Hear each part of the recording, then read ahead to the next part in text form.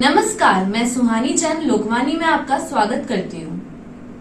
जहाजपुर थानाधिकारी राजकुमार नायक ने विशाल खटीक को सुरक्षा मुहैया कराते हुए 24 घंटे 2 सुरक्षा गार्ड तैनात किए हैं। गौरतलब है कि विशाल खटीक ने 6 जुलाई को थाने में प्रार्थना पत्र पेश किया, जिस पर पुलिस ने मुकदमा नंबर 210/2022 धारा 469, 470, 47, 506, 120B भादस में दर्ज किया गया।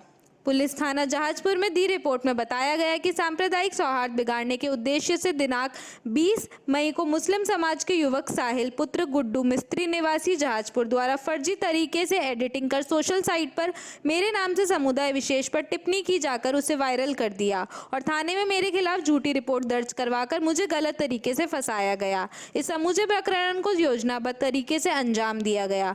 मुस्लिम समुदाय के व्यक्तियों द्वारा इस पूरी घटनाक्रम को 15 दिवस पूर्व योजना बनाकर मेरे खिलाफ साजिश रची गई। इसी के तहत विवादित पोस्ट बनाने से लेकर वायरल करने में प्रमुख रूप से साहिल पुत्र गुड्डू मिस्त्री, हसनैन पुत्र हुसैन सरवाड़ी, अमान सरवाड़ी, लाला पुत्र मस्जिद ठेकेदार, बिट्टू पुत्र जब्बार मोहम्मद, सलमान पठान, मुजमिल शेर पठान, आदिल डंका, बंटी पार्षद, काकू इत्यादि लोग शामिल रहे। इसके अतिरिक्त उक्त प्रकरण में षड्यंत्र रचने से सदर सत्तार गोड, सेठिया, फारूक, रफीक के JN सहित अन्य लोग सम्मिलित हैं। पुलिस हिरासत में ज्ञापन के दौरान मुस्लिम युवकों द्वारा मुझे टुकड़े टुकड़े व गर्दन काटने की धमकी भी पुलिस थाना परिसर में दी गई। इसके अतिरिक्त मुझे सोशल मीडिया व फोन करने भी वाजिद कादरी पुत्र जमील कादरी एवं अन्य लोगों द्वारा जान से मारने की धमकियां निरंतर दी गई, जिसका संपूर्ण ब्यौरा मेरे फोन में सुरक्षित है, जो कि जहाजपुर पुलिस के द्वारा जांच हेतु लिया गया है।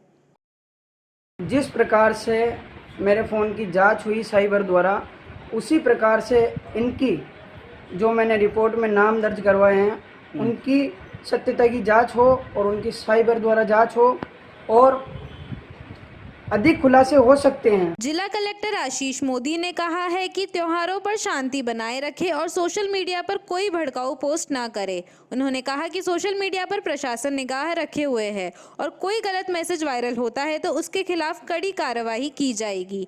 ईद और गुरु पर्व की बधाई देते हुए जिला कलेक्टर मोदी ने शांति व सामाजिक सौहार्द बनाए रखने की अपील करते हुए कहा कि त्योहारों को अच्छे से मनाएं।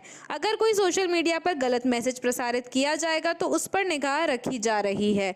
उन्होंने समाज के बड़े प्रभावशाली लोगों से अपील की है कि वे बच्चों को नसीहत दे कि ऐसी कोई भी एक्टिविटी ना करे जिससे माहौल खराब हो। उन्होंने कहा कि वर्तमान हालातों को देखते हुए CLG की बैठक ली गई है, जिसमें सभी ने शांति से त्योहार मनाने का भरोसा दिलाया है।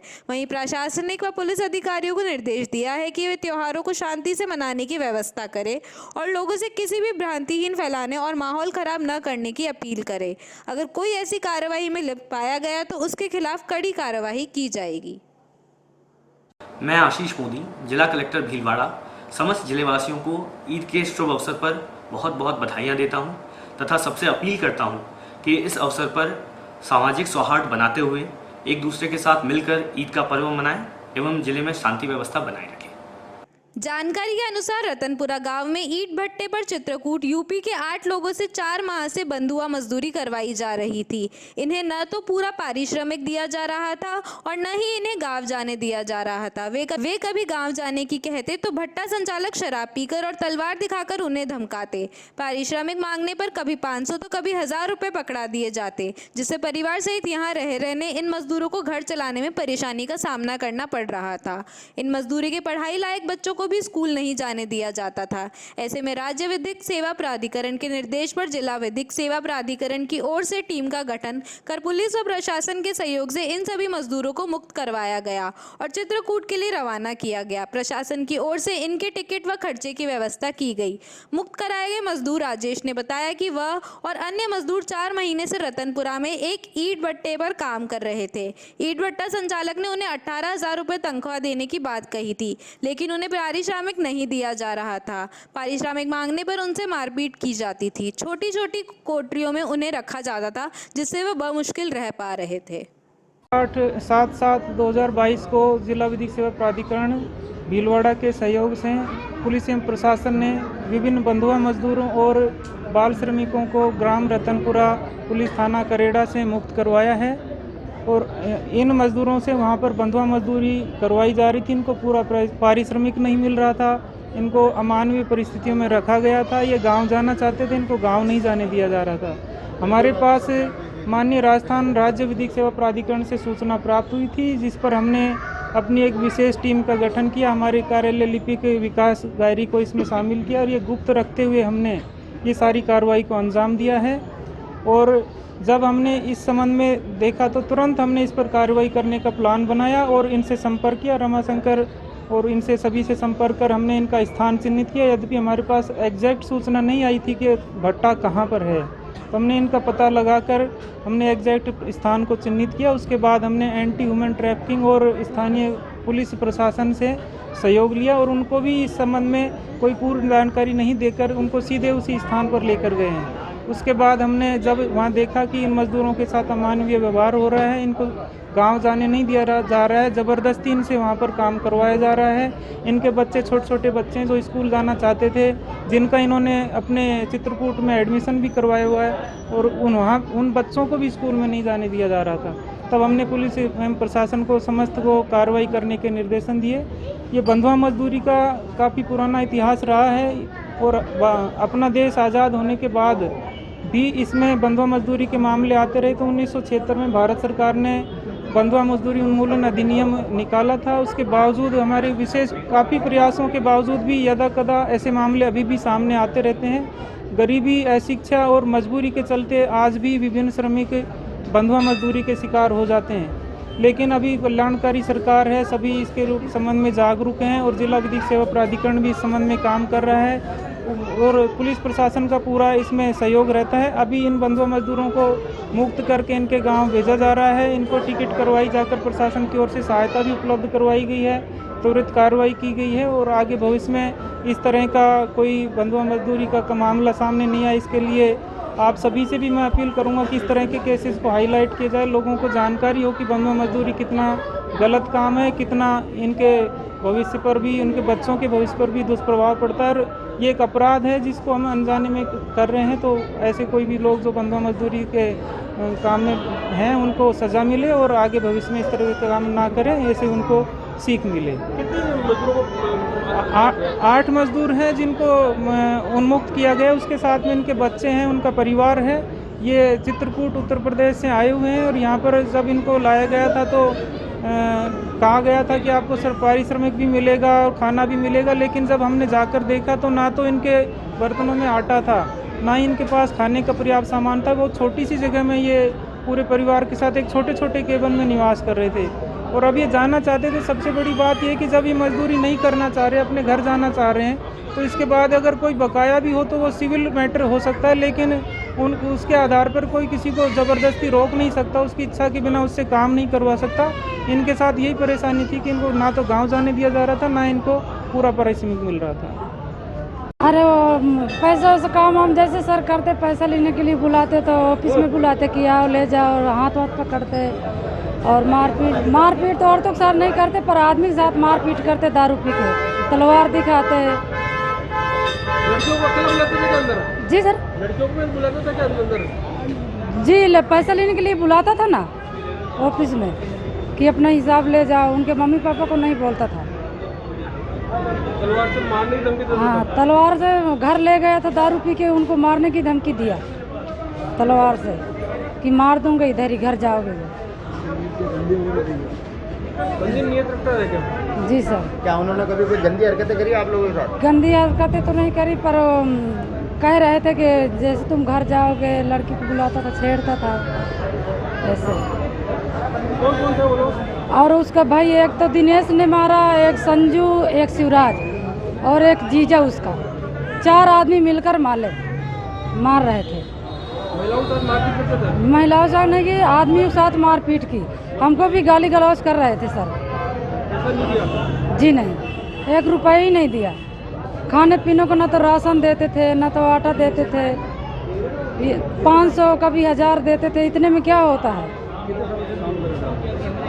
कितने दिनों से काम करते थे? जी सर, 4 साल हो गए। रहने वाले कहाँ के हो? यूपी के सर, चित्रकूट जिला। वक्त हो चला है एक छोटे से ब्रेक का, लेते हैं एक छोटा सा ब्रेक। श्री गणेश उत्सव सेवा समिति के माह के निःशुल्क शिविर न्यूरोथेरेपी शिविर 1 व 2 तारीख, समय प्रातः 9:30 से 11:30, स्थान अपना घर वृद्धाश्रम, परामर्श doctor Vineet Kumar M, team Udaipur. स्त्री रोग शिविर 3 व 4 तारीख, समय 10 से 2 बजे तक, स्थान गैलेक्सी क्लिनिक, मोती बाबजी चौराहा, सांगनेर रोड, भीलवाड़ा, परामर्श डॉक्टर किरण शर्मा। चर्म रोग शिविर 7 से 10 तारीख, समय प्रातः 8 से 2 बजे तक, स्थान आयुष आयुर्वेदिक MGH परिसर, भीलवाड़ा, परामर्श डॉक्टर अनुराग शर्मा, डॉक्टर मोहिनी मीणा। दंत रोग एवं परामर्श शिविर 10 तारीख, समय प्रातः 9 से 11 बजे तक, स्थान वृद्धाश्रम अपना घर, RC व्यास कॉलोनी, परामर्श डॉक्टर हेमेंद्र सिंह गाछा। पंचकव्य चिकित्सा शिविर गोमूत्र दवाइयों द्वारा रोगी का इलाज 11 तारीख, समय है 10 से 12 बजे तक, स्थान अपना घर वृद्धाश्रम, कामधेनु गौशाला, सिंदरी के बालाजी, भीलवाड़ा, परामर्श डॉक्टर कृष्ण चनु शर्मा।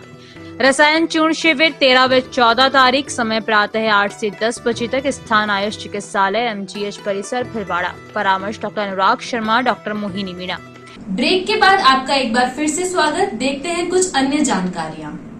फुलिया कला उपखंड अधिकारी पद पर निर्मा बिश्नोई ने पदभार ग्रहण किया। इस अवसर पर नवनियुक्त उपखंड अधिकारी का तहसीलदार बसंत कुमार पांडे, पुलिस उपाधीक्षक शाहपुरा करण सिंह, थानाधिकारी दलपत सिंह, नायब तहसीलदार सत्यनारायण लोहार सहित अन्य कर्मचारियों द्वारा स्वागत किया गया। नवनियुक्त उपखंड अधिकारी निर्मा बिश्नोई ने फुलिया कला उपखंड अधिकारी पद भार ग्रहण करते ही राजस्व कर्मियों की बैठक लेकर तहसीलदार एवं विभाग के सभी कर्मचारियों पटवारियों से चर्चा कर परिचय प्राप्त कर विभिन्न बिंदुओं पर जानकारी ली। उपखंड अधिकारी ने बताया कि शासन की प्राथमिकताओं वाले कार्यों को शीघ्रता से कर लोगों को इसका लाभ दिलाने का प्रयास किया जाएगा।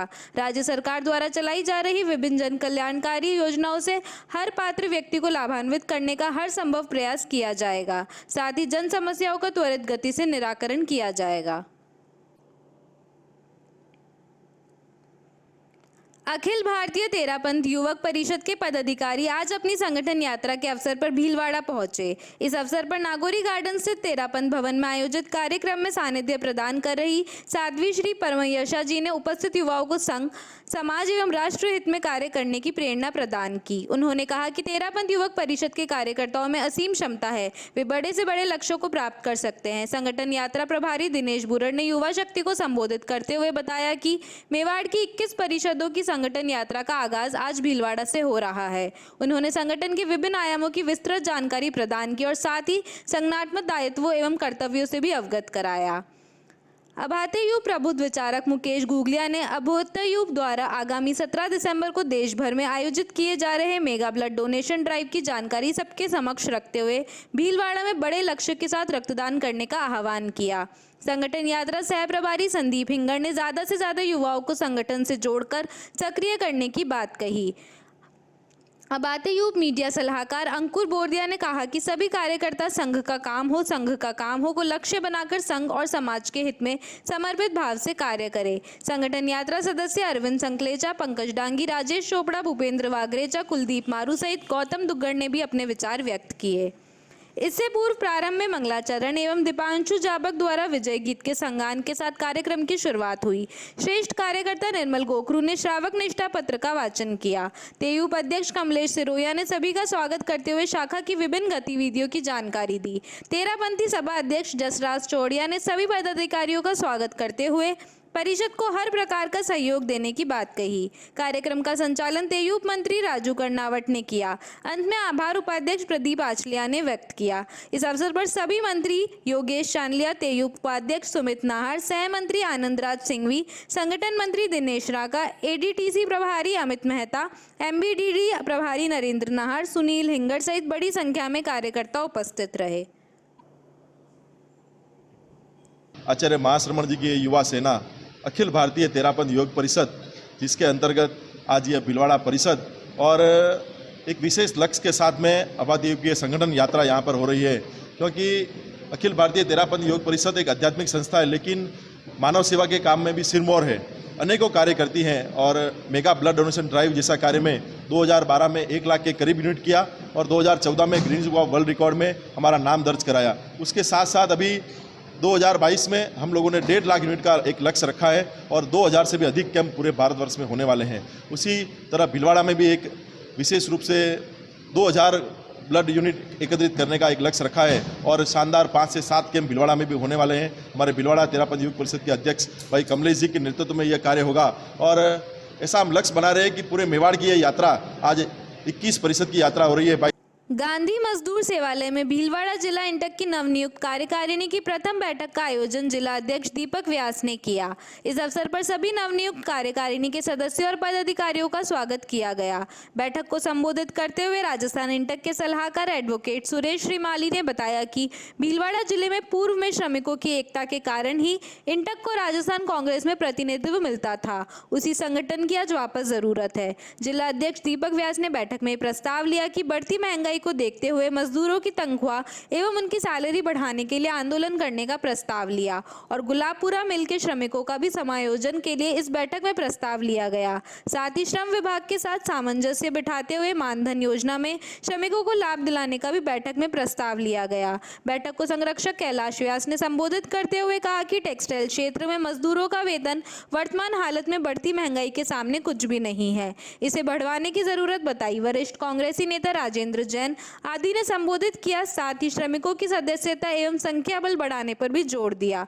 बिजली निगम इंटक अध्यक्ष पुरुषोत्तम दत्त शर्मा ने कहा कि संगठन को फील्ड में जाकर लोगों को जोड़ने की आवश्यकता पर जोर दिया। महिला इंटक प्रदेश उपाध्यक्ष एडवोकेट प्रीति शर्मा, वरिष्ठ उपाध्यक्ष कन्यालाल शर्मा, भैरू सिंह टाक, राधेश्याम जी शर्मा, पोस्टल विभाग रामेश्वर जी खटीक, अविविनिल राजकुमार जोशी, चित्तौड़ के जिला इंटक अध्यक्ष बाबूलाल पवार, कृषि उपज मंडी के जहरुद्दीन ने सभा को संबोधित किया और मजदूरों को आ रही समस्याओं के बारे में जिला अध्यक्ष को अवगत कराया, जिस पर जिला अध्यक्ष में सभी समस्याओं के निराकरण कर निदान करने का आश्वासन दिया गया। कार्यक्रम में बीपीएल श्रमिक संघ के काशीराम गाडरी, हरिप्रकाश जोशी, सत्यनारायण नागर, गोपाल तेली, हेमराज माली, थानमल जिंगर सहित कई पदाधिकारी उपस्थित रहे। कार्यक्रम का धन्यवाद महामंत्री कान सिंह जी ने किया।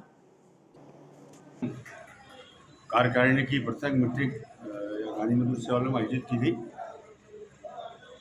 और इसमें मीटिंग में निर्णय लिया गया कि कोरोना के बाद महंगाई बहुत बड़ी है।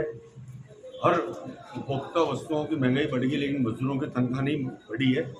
इसलिए इंटक की मीटिंग में निर्णय लिया गया कि भीलवाड़ा में श्रमिकों की तनख्वाह में बढ़ोतरी होनी चाहिए। दूसरा, ये सुनिश्चित होना चाहिए कि हर मजदूर को लेबर कानून के तहत पीएफ, बोनस, ग्रेजुटी मिलनी चाहिए। ये भी प्रस्ताव पारित किया गया। और तीसरा प्रस्ताव ये लिया गया कि सरकार की, राजस्थान सरकार की, केंद्र सरकार की श्रमिकों के लिए बहुत सी कल्याणकारी योजनाएं चल रही हैं।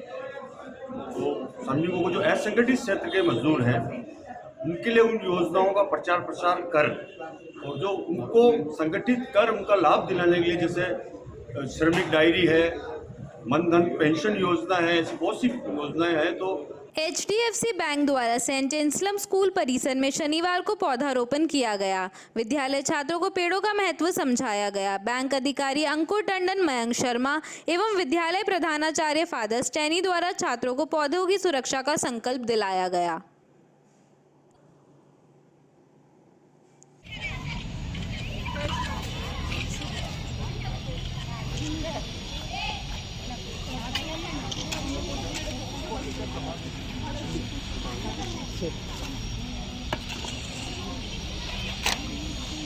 भाजपा किसान मोर्चा भीलवाड़ा के द्वारा हस्ताक्षर महाअभियान सोपुरा ग्राम में भाजपा किसान मोर्चा प्रदेश कार्य समिति सदस्य व जिला प्रभारी प्रसून शुक्ला, जहाजपुर विधायक गोपीचंद मीना के मुख्य आतिथ्य व भाजपा किसान मोर्चा जिलाध्यक्ष तेजेंद्र गुज्जर के नेतृत्व में कोटड़ी मंडल सोपुरा ग्राम में आयोजित किया गया। जिला प्रभारी प्रसून शुक्ला ने राजस्थान सरकार को आड़े हाथे लेते हुए कहा कि वर्तमान राजस्थान सरकार किसान विरोधी है। इस सरकार ने केंद्र की चलने वाली किसान हित की योजनाओं को पूर्वाग्रह से ग्रसित होकर केंद्रीय योजनाओं का समुचित लाभ प्रदेश के किसानों को नहीं दिए। आने वाले 2023 के विधानसभा के चुनावों में भीलवाड़ा के किसान इस सरकार को पलटने में महत्वपूर्ण भूमिका निभाएंगे। विधायक गोपीचंद मीना ने केंद्र सरकार की उपलब्धियां गिनाते हुए कहा कि प्रदेश के किसान पूर्ण तरीके से भारतीय जनता पार्टी के पक्ष में है और कांग्रेस की किसान विरोधी नीतियों का सदैव विरोध करते हुए आने वाले चुनावों में जवाब देने का काम करेगा। जिला अध्यक्ष तेजेंद्र गुज्जर ने संबोधन में कहा कि सरकार के झूठे वादों से किसान आहत है। किसानों के साथ संपूर्ण कर्ज माफी का झूठ बोलकर सत्ता में आई और कांग्रेस सरकार का रवैया किसान हितैषी होता, जो कर्ज माफ करते हुए राहत प्रदान करते। बैठक को भाजपा मंडल अध्यक्ष पारोली अशोक शर्मा, भाजपा पूर्व मंडल अध्यक्ष कन्हैया लाल शर्मा, जिला परिषद सदस्य लादी देवी जाट ने भी संबोधित किया। किसान मोर्चा कोटड़ी मंडल अध्यक्ष भंवर लाल जाट व जिला परिषद सदस्य लादी देवी जाट ने धन्यवाद ज्ञापित किया। अभी के लिए बस इतना ही। धन्यवाद।